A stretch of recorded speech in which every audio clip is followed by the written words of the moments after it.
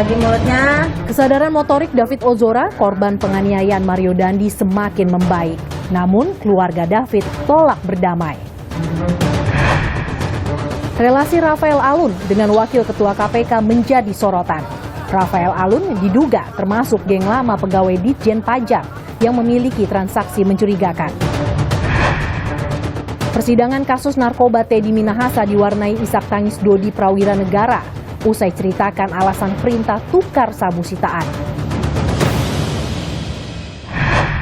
Halo saudara, laporan khusus yang berisi pilihan berita dari ruang redaksi akan mengisi waktu Anda selama 30 menit ke depan. Saya Mercy Tirayo, inilah berita pertama. Kesadaran motorik David Ozora, korban penganiayaan Mario Dandi, anak mantan pejabat pajak, menunjukkan tingkat kenormalan tinggi. Namun, keluarga David Ozora menutup peluang damai atas kasus penganiayaan berat. Sederet perilaku buruk Mario Dandi pun menjadi sorotan. Mulai dari pamer harta di media sosial, Mario juga disebut sering tidak bayar saat melintasi gerbang tol. Apalagi mulutnya. Buka mulut, buka ya, pinter. Nah, Ayo, pelan-pelan, pelan-pelan sih. Enak. Nangis ya. Enak ya? Enak dong, ya jus buah ya. Tepat 1 bulan, David Ozora mendapat perawatan intensif di rumah sakit. Pihak keluarga menyebut kesadaran motorik David menunjukkan tingkat kenormalan tinggi. David sudah bisa menerima perintah sederhana seperti membuka mulut dan disuapi, menegakkan tubuh, dan mengedipkan mata. Meski sudah mengalami kemajuan, tim dokter masih fokus melakukan stimulasi kognitif. Sementara itu, keluarga David Ozora menutup peluang damai atas kasus penganiayaan berat yang dilakukan Mario Dandi CS.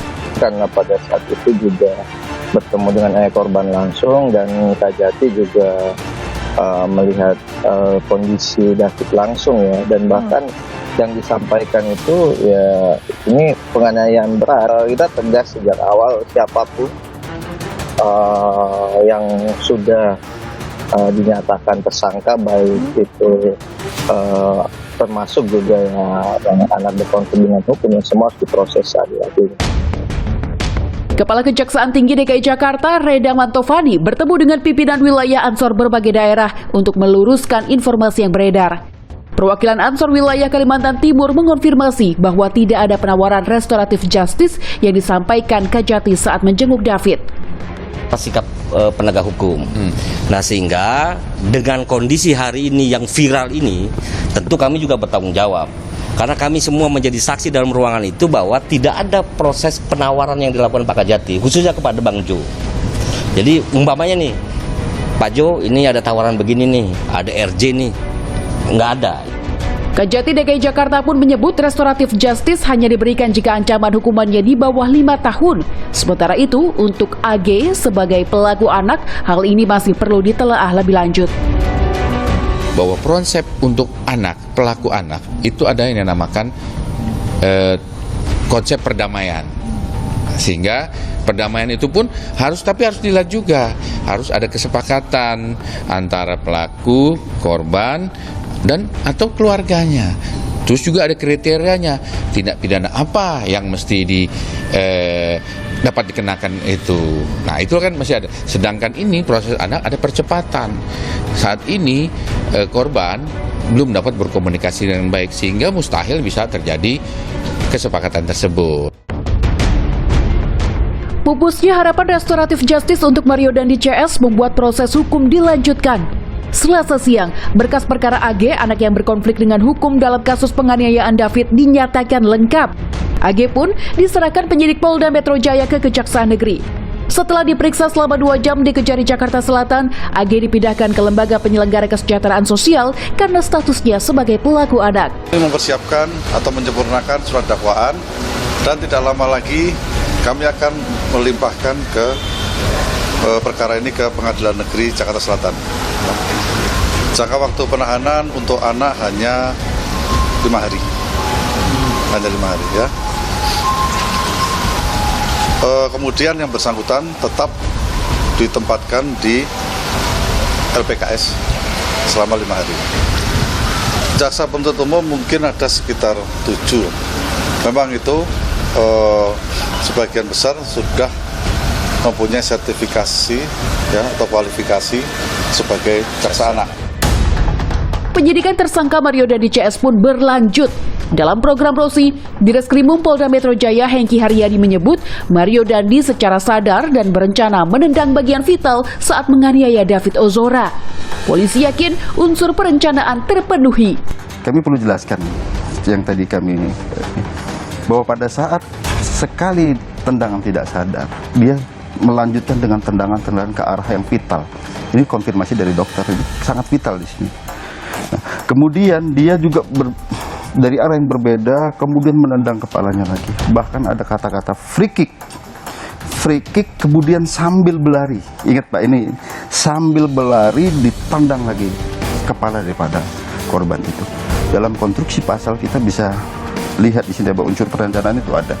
Karena perencanaan ini tidak harus ada waktu yang panjang, tapi ada jeda waktu antara niat kemudian perbuatan.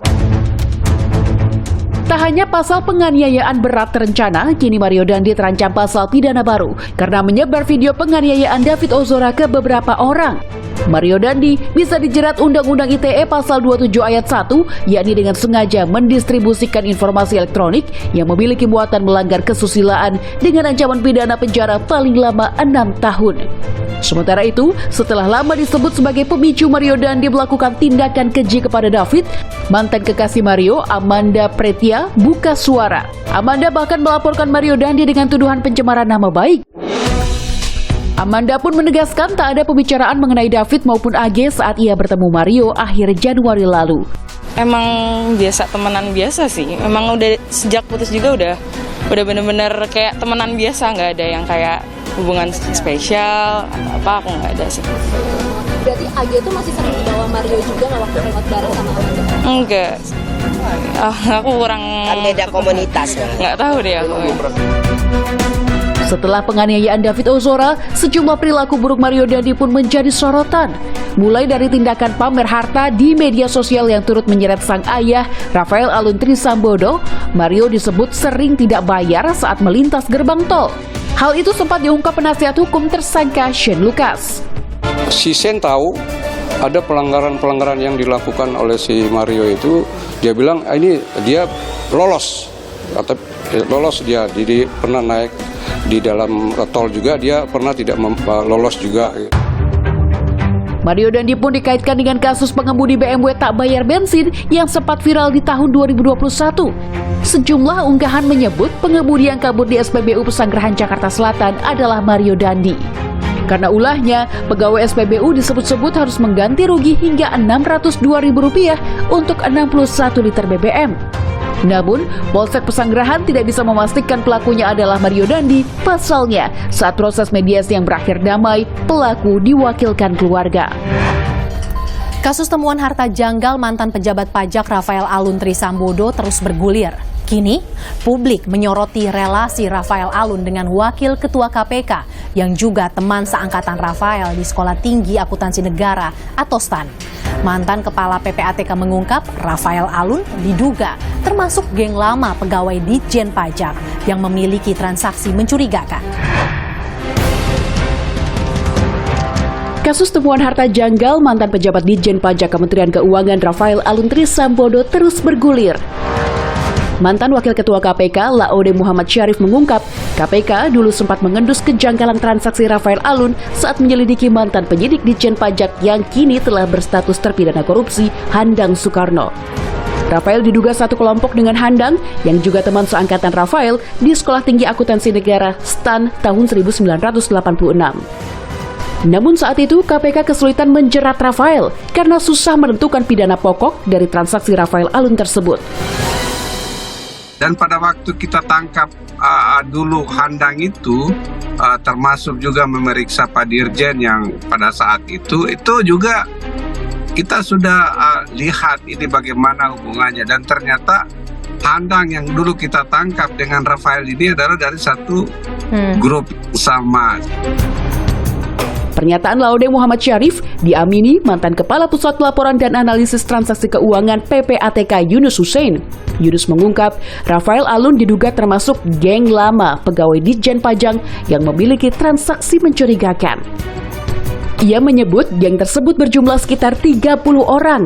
Bukan hanya kenal satu sama lain, tapi juga kenal dengan mantan pegawai pajak yang beralih profesi sebagai konsultan sehingga menguatkan dugaan kong kali kong. Kini, publik menyoroti relasi Rafael Alun dengan Wakil Ketua KPK Alexander Marwata. Sama seperti Handang, Rafael juga teman seangkatan Alexander Marwata di STAN. Masyarakat khawatir relasi Rafael Alun dan Alexander Marwata berpotensi menimbulkan konflik kepentingan yang dapat menghambat penindakan kasus dugaan korupsi dan pencucian uang eks-pegawai eselon 3 tersebut. Dalam rapat penanganan perkara ini, Wakil Ketua KPK Alexander Marwata telah menyampaikan dirinya memang kenal baik dengan Rafael Alun. Namun, ia membantah terjadi konflik kepentingan dalam penindakan kasus teman seangkatannya itu. Alex menyatakan, tidak ada benturan kepentingan. Saya tidak ada hubungan bisnis dengan yang bersangkutan. Sebelum perkara RAT, Rafael Alun Trisambodo, ada 3 orang teman seangkatan saya yang diproses di KPK. Penyelidik atau penyidik KPK profesional. Pimpinan tidak akan intervensi. Juru bicara KPK Ali Fikri juga menegaskan tidak ada benturan kepentingan antara Wakil Ketua KPK Alexander Marwata dengan penyelidikan Rafael Alun. Pak Alex juga sudah jelaskan kan ke teman-teman, dia juga sudah sampaikan ke pimpinan yang lain gitu. Sebagai bagian pertanggungjawaban bila sekiranya ada benturan kepentingan terhadap penanganan perkara, sehingga ketika pengambilan keputusan nantinya tidak turut dalam mengambil suara. Kalau dari riwayat pekerjaan pun juga tidak pernah bertemu, tidak pernah ketemu kan, berbeda di BPKP dan kemudian di Kementerian Hukum dan HAM, ya, bukan di Kementerian Keuangan. Penyelidikan KPK terkait Rafael Alun menyeret Kepala Kantor Pajak Madya Jakarta Timur, Wahono Saputro. KPK mengendus keterlibatan Wahono melalui kepemilikan saham istrinya pada 2 perusahaan properti milik istri Rafael Alun di Kabupaten Minahasa Utara, Sulawesi Utara. KPK pun menemukan kejanggalan dalam laporan harta kekayaan penyelenggara negara atau LHKPN Wahono Saputro.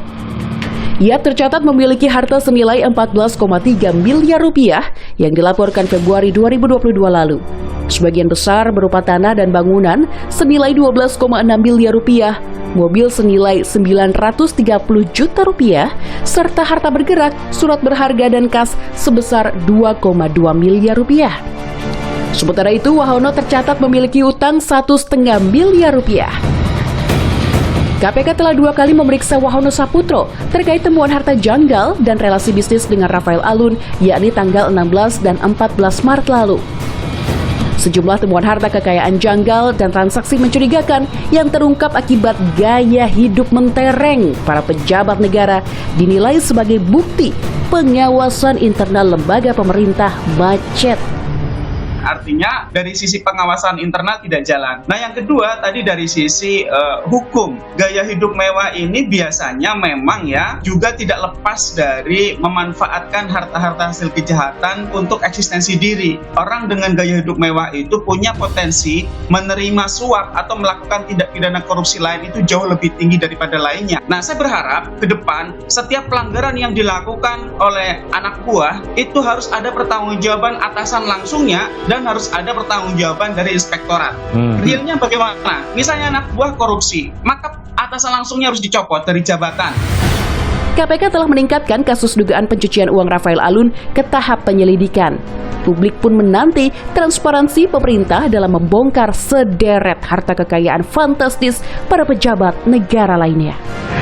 Persidangan kasus narkoba Irjen Teddy Minahasa semakin memanas. Hakim Ketua dan Jaksa Penuntut Umum cecar Teddy Minahasa terkait adanya perintah gantikan barang bukti sabu dengan tawas. Sementara itu, terdakwa Dodi Prawiranegara mengaku bersalah dan isak tangis Dodi pun pecah usai menceritakan alasan perintah tukar sabu sitaan oleh Irjen Teddy Minahasa. Banyak fakta terkuak dalam persidangan mantan Kapolda Sumatera Barat Teddy Minahasa di Pengadilan Negeri Jakarta Barat. Salah satunya, Teddy mengaku mendapat bocoran dari temannya di Badan Intelijen Negara atau BIN terkait penangkapan narkotika yang melibatkan anak buah Teddy. Ingat terdakwa kapan terdakwa ditangkap oleh pihak kepolisian berkaitan dengan kasus ini? Ingat Yang Mulia. Kapan? kami dapat kabar dari salah satu kawan saya yang di Badan Intelijen Negara, diinformasikan bahwa nama saya disebut-sebut di dalam penangkapan narkotika yang melibatkan anak buah saya.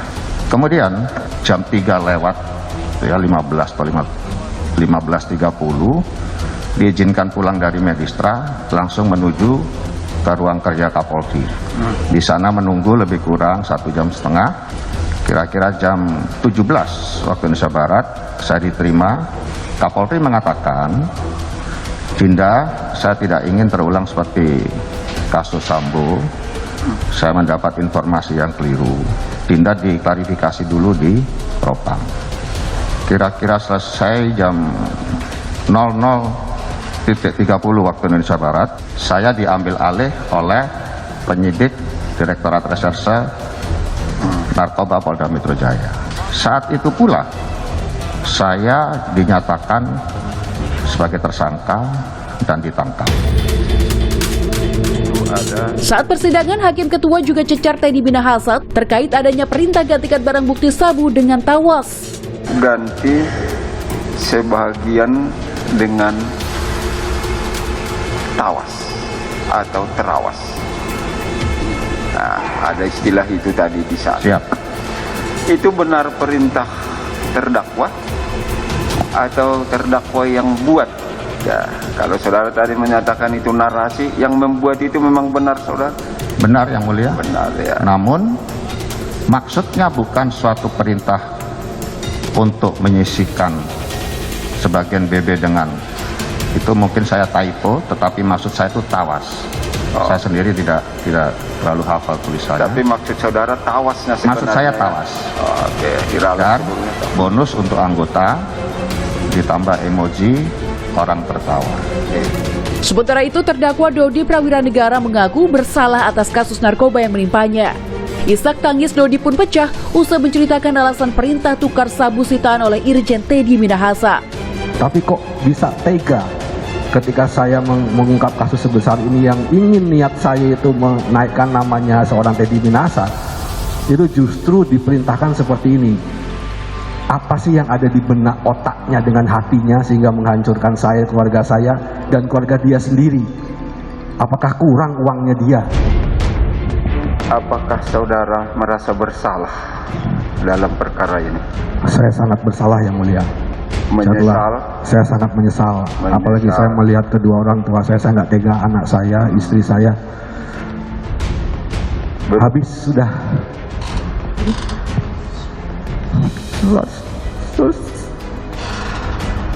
Saya sudah nggak bisa berbuat apa-apa lagi, Yang Mulia. Prestasi saya mulai dari 2001 sampai sekarang dihancurkan oleh seorang bintang 2. Berbeda dengan Teddy, pernyataan Linda Pujiastuti pada sidang sebelumnya mengungkap Teddy minta fee 100 miliar rupiah untuk loloskan sabu 1 ton dari Taiwan. Linda, atau yang kerap disapa Anita oleh Teddy ini, juga menyebut Teddy meminta sindikat mengirim 2 ton sabu, 1 ton ditangkap, dan 1 ton untuk diloloskan. Namun, pengiriman tersebut batal karena sindikat tak mampu membayar permintaan Irjen Teddy. Jadi waktu saya gagal di Laut Cina, itu saya udah minta maaf, katanya Pak Teddy bilang begini, kamu kenal nggak sama yang bandar yang di sana? Saya bilang ada, Pak Teddy. Pak Teddy bilang begini aja, kita ke sana, kalau mereka mau kirim kita kawal, ya bilang aja buy one get one. Kalau 1 ton kirim ke sini, Pak Teddy-nya minta fee 100 miliar. Di sisi lain, istri Dodi menyebut bahwa istri Irjen Teddy Minahasa akan membantu kasus narkoba yang menjerat mantan Kapolres Bukit Tinggi itu. Hal itu pun disampaikan Rahma Dharma Putri sebelum menjadi saksi meringankan terdakwa Dodi Prawiranegara. Kalau dari Bu Merti bukan tekanan ya, karena Bu Merti sendiri setelah pertemuan saya yang kedua, yang pertama kali saya dan Bu Merti sama-sama tidak tahu cerita yang sebenarnya. Nah, di pertemuan kedua itu Bu Merti menyampaikan, saya sudah tanya langsung ke Bapak, ini ceritanya apa benar Dodi itu Waktu itu kata-katanya, apa benar Dodi itu lo yang nyuruh gitu untuk nyisikan itu? Iya, dan Bapak mengiyakan waktu itu, mengiyakan. Terus udah gitu, Ibu bilang terlepas benar atau enggak Bapak menyuruh menjual. Saya tekankan di situ ke Bapak, tapi yang pasti lo tahu kan kalau Dodi itu nyimpen barang itu gitu loh. Lo nyuruh nyisikan, lo tahu Dodi nyimpen barang itu. Ya udah, berarti semua ini perintah lo gitu loh. Jadi Ibu intinya mau membantu saya dan Pak Dodi, karena Pak Dodi ini melakukan itu atas perintah Pak TM gitu. Teddy Minahasa didakwa memperjualbelikan barang bukti sabu hasil sitaan Polres Bukit Tinggi sebanyak 5 kg dengan ancaman hukuman maksimal mati dan minimal 20 tahun penjara. Teddy Minahasa dijadwalkan menjalani sidang pembacaan tuntutan pada 30 Maret mendatang. Demikian program laporan khusus edisi kali ini. Saya Mercy Tirayo. Terima kasih. Sampai jumpa.